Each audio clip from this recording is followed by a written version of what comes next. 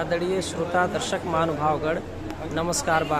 ये देखल जा नेपाल के लुम्बिनी प्रदेश के एक शहर बा भैरहवा। गौतम बुद्ध इंटरनेशनल एयरपोर्ट पर अवस्थित एक जो दुकान, जहाँ ये दुकान पर हमन के मधेसी भोजपुरी समुदाय के परंपरागत हस्तकला के कुछ आइटम भी यहाँ बिक्री कईल जाला।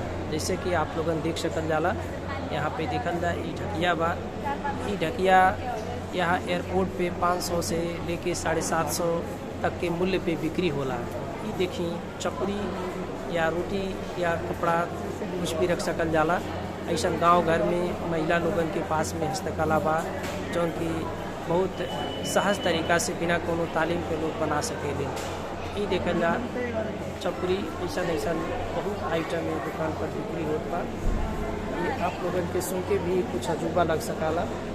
देखल जा ऐसा हमन के नेपाल में भोजपुरी लोक संस्कृति के एक तो व्यावसायिकीकरण के रूप हमन के देख सकल जाला। परंपरागत जो पेशा बा हस्तकला बा, एक व्यावसायिक रूप देखल जा, एकर अनोखा रूप देखल जा।